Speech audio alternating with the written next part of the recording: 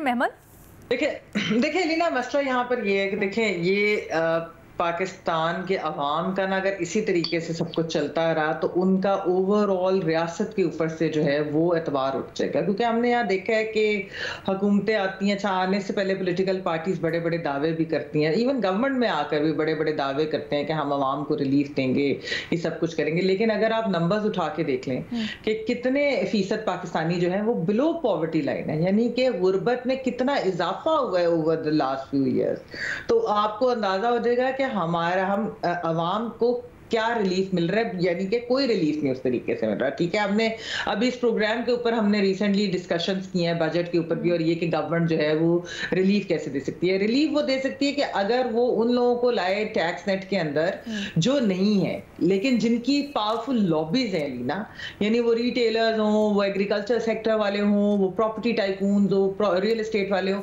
इन लोगों को नहीं लाया जाता क्योंकि इनकी लॉबीज हैं। आम आवाम की सैलरीड क्लास की क्योंकि कोई लॉबी नहीं है, और वही बात है कि वो जो एक इजी टारगेट होता है उसको टारगेट कर दिया जाता है।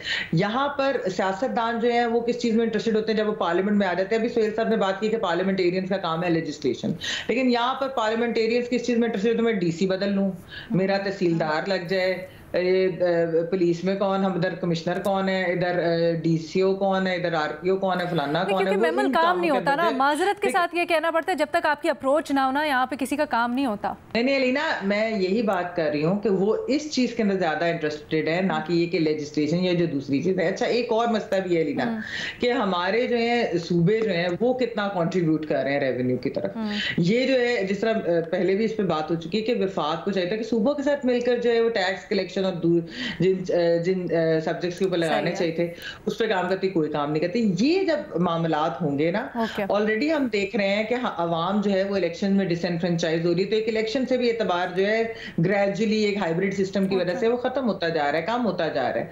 और ये अगर इसी तरीके से चलता रहा इकोनॉमी के हालात के, जिसके अंदर आम आवाम और गरीब तबके के ऊपर या जो मिडिल क्लास तबका उनके ऊपर ही सब कुछ बोझ डलना है और अशराफिया के ऊपर नहीं डलना, तो फिर ऑब्वियसली सियासतदान या पार्लियामेंट या फिर आप इवेंचुअली जो आपके सलीम साफी साहब, आपकी क्या राय है? देंगे तो वो एतबार उठता है। ठीक है, सलीम साफी साहब, आपकी क्या राय है? आप उससे अग्री करते हैं जो महमल कह रही हैं, या फिर सुहेल साहब ने एक बिल्कुल अलग नजरिया पेश किया, आप उसमें वजन समझते हैं?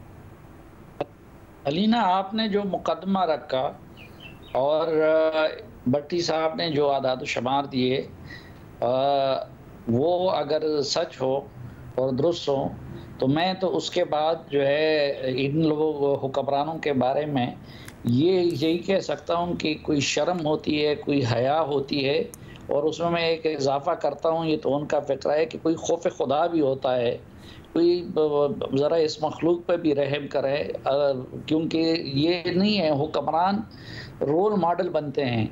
अब जिस तरीके से गुर्बत बढ़ी है तो कम से कम ये अपनी अयाशियों से और इन चीज़ों से लोगों के ज़ख्मों पे नमक पाशी तो नहीं करनी चाहिए ना। अगर कम नहीं कर सकते तो इन्होंने अमीरों को कोई नहीं छेड़ा बजट में, और गरीबों पे टैक्सों को मज़ीद बढ़ा दिया, बिजली के बिल रोज़ बढ़ रहे हैं, बाकी सब कुछ, और उसके ऊपर फिर अगर आप अयाशियाँ भी करें तो ये तो आवाम के ज़ख्मों पे नमक पाशी के मुतरादिफ है। सर, एक मुख्तलिफ जाविया पेश किया है सुहेल वड़ायत साहब ने। वो कहते हैं कि ये फैसिलिटीज़ दी जाती हैं ब्यूरोक्रेसी को भी और सियासतदानों को भी, ताकि वो अपना काम बेहतर तरीके से कर सकें। इसके ऊपर आपकी क्या राय है? नहीं, सुहेल वड़ायत साहब ने जो मैं समझा हूँ वो तो दूसरी बात कर रहे थे कि पार्लियामेंट की कारकर्दगी को बेहतर बनाने के लिए अगर अमरीकी सेनेटर्स और अमरीकी कांग्रेसमैन को इतना सब कुछ दिया जाता है तो वो लोग वो काम भी करते हैं, उनकी दिलचस्पी भी उन कामों में होती है, वो फिर ट्रांसफ़र पोस्टिंग में नहीं लगे रहते, उनके पार्लियामेंट में ये चीज़ें नहीं होती जो यहाँ पे हैं। और हमारे पार्लियामेंटेरियन में क्या किसी पार्लियामेंटेरियन ने एक दिन उठ के इस चीज़ के लिए दरख्वास्त की है? और आप ज़रा कि हमें इस तरह का स्टाफ दिया जाए जो हमारे साथ रिसर्च करें, बल्कि आपको मैं बताऊं कि आप ज़रा चेक करें कि पिछले दौर में कौमी असम्बली में कितनी भर्तियां हुई हैं, और फिर वो उसके बाद जो दौर आया 16 महीने का, उसमें कितनी भर्तियां हुई हैं। सेनेट और कौमी असम्बली को आप जाएं तो बिल्कुल एक फौज जफर मौज है। वो इतने हजारों लोग वहां पे भर्ती किए गए हैं, लेकिन उसमें से कोई रिसर्चर वगैरह से किसी को दिलचस्पी नहीं होती। सेनेट और कौमी असम्बली से लोग तनख्वाहें लेते हैं और वो उन्होंने अपने साथ जाती उसमें रखे होते हैं।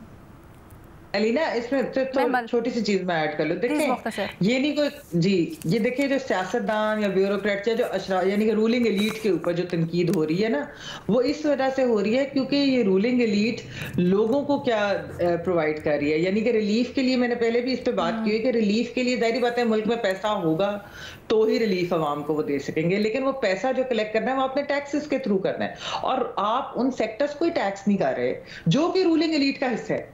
यानी कि आप उनको टैक्स करें जो ऑलरेडी टैक्सेस पे कर रहे हैं, या आप जो बिजली के बिल वो जो ऑलरेडी दे रहे हैं उन्हीं के ऊपर आपने मजीद बोझ डाल दिया है। आप जो आपने रेवेन्यू कलेक्शन जिस तरीके से करनी है, आपने बढ़ाने कैसे हैं? आप रिटेलर्स या एग्रीकल्चर सेक्टर या रियल एस्टेट प्रॉपर्टी टाइप, मसला क्या है? अच्छा, बिल्कुल आप दुरुस्त बात कर रही हैं, लेकिन ये दो मुख्तलिफ चीजें ना। एक तो वो किटी है जो हमने आमदन इकट्ठी करनी है उस चीज के लिए जो हमने देना है IMF को या कर्जों के लिए देना है।